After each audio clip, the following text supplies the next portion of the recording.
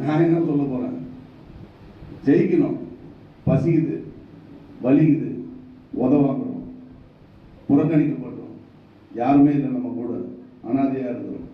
இதெல்லாம் மாறணும்னா, இந்த தலையெழுத்தெல்லாம் மாறணும்னா நீ படிக்கணும். அதை தாண்டி வேற ஒண்ணுமே கிடையாது.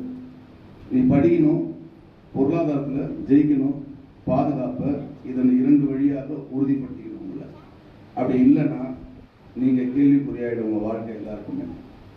அது என்னவா இருக்கட்டும், யாரானா இருக்கட்டும், நீங்கள் படிக்கணும். இப்போ அண்ணன் சொன்னார், உங்கள் வீட்டு சுவற்றில் எழுது நாம் இந்த நாட்டை ஆளவில்லை. உண்மைதான். உங்கள் வீட்டு சுவற்றில் எழுதுங்க, சுவற்றில் எழுதிட்டீங்க, சுவரில் நீங்கள் இந்த நாட்டை ஆளணும்னு. சும்மா சாதாரண விஷயம் இல்லை. சீக்ரெட்னு ஒரு புத்தகம் படித்தேன். அதில் வந்து ஒரு அம்மா வந்து கேன்சர், ஒரு அம்மாவுக்கு வந்து கேன்சர் வந்துச்சு. அவங்களுக்கு 2 குழந்தைங்க, அவங்க ஹஸ்பண்ட் அதுக்கு ஒரு மாதத்துக்கு முன்னாடி தான் இறந்துருக்காரு. அவங்களுக்கு கேன்சர். ஹாஸ்பிட்டலுக்கு போகிறாங்க, 4th ஸ்டேஜ் அப்படின்ட்டாங்க. அந்த அம்மா வீட்டுக்கு வந்து யோசிக்குது. 2 ட்வின்ஸ், 2 சின்ன குழந்தை, 8 பிறவி குழந்தைங்க வச்சுட்டு யோசிக்கிறாங்க என்ன பண்ணலாம். அந்த குழந்தைய வந்து பாதுகாக்கணும், உறவுகள் இல்லை, பணமும் இல்லை, குழந்தைய பாதுகாக்கணும், எப்படி போகுது, நான் இன்னும் கொஞ்சம் நாளில் இறந்துருவேன் அப்படின்னு டாக்டர்லாம் சொல்லிட்டோம்.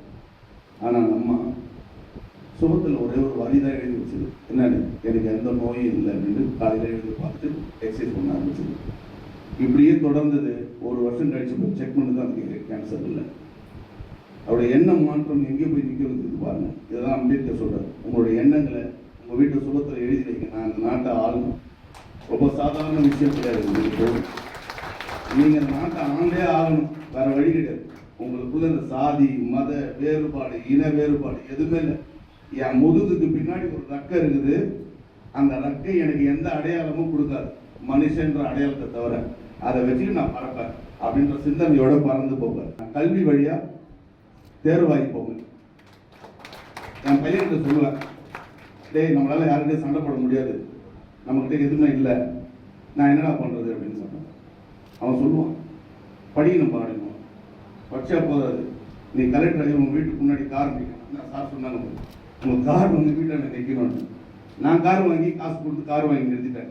ஏன்னா நான் நடிகன், செல்ஃப் இன்வெஸ்ட்மெண்ட் எனக்கு தேவை, அதுதான் என்னுடைய பொருளாதாரத்தில் என்னை உயர்த்தும். நான் என்னுடைய இன்வெஸ்ட்மெண்ட்டை நான் வந்து வீட்டில் பாக்கெட்டில் வச்சுருந்தா என்னை உயர்த்தாது. அதை நான் என் மேலே இன்வெஸ்ட் பண்ணிக்கணும். இன்வெஸ்ட் பண்ணால் தான் ஓகே ஒரு கார் வச்சுக்கிறாரு, ஒரு சம்பளம் தரலாம் அப்படின்னு தீர்மானிக்கணும். ஆனால் இந்த அரசு ஒரு கார் கொடுக்குறதுல அது என்ன தீர்மானிக்கும், என்ன தீர்மானிக்கும்? எல்லா எதிர்ப்பையும் தீர்மானித்து வெளியே வரோம், சல்யூட் அடிக்க வைக்கணும். மாற்றம் ஒன்று, தயவு செய்து படிச்சுங்க. அரசு உத்தியோகம் மட்டும் இல்லை, பொருளாதார சிந்தனையும் நீங்கள் யோசிங்க. பொருளாதாரம் ரொம்ப முக்கியம் நமக்கு. தேவையற்ற செலவுகளை கம்மி பண்ணுங்க. உங்கள் காசுகளை விரயம் பண்ணாமல் சேர்த்து சேமிப்புகளை கொண்டு வாங்க. சோசியல் மீடியாக்குள்ளே போகாதீங்க. நடிகர் வர்றாரு, அவர் வர்றாரு, இவர் வர்றாரு. என்ன கூட நீங்கள் நடிகனாக பார்த்தீங்கன்னா நீங்கள் தோத்துட்டீங்க. என்கிட்ட இருக்கிற பிரச்சனையை பார்த்தீங்கன்னா நீங்கள் ஜெயிச்சிட்டீங்க. சரியா?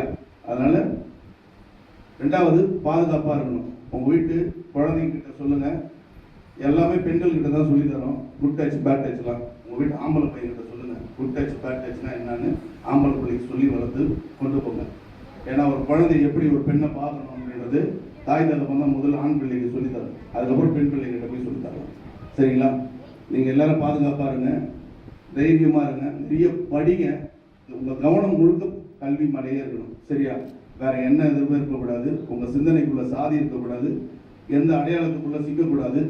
மனித நேயத்தோட வாழணும், பிற உயிர்களை நேசிக்கிற மனிதனாக இருக்கணும். அதனால தான் உங்களுக்கு மனுஷன் பேர். அது இல்லாமல் மிருகமாக மாறிடாதீங்க. வாழ்த்துக்கள். ஜெய்பீம். செய்திகளை உடனுக்குடனும் துல்லியமாகவும் தெரிந்து கொள்ள சப்ஸ்கிரைப் பண்ணுங்க.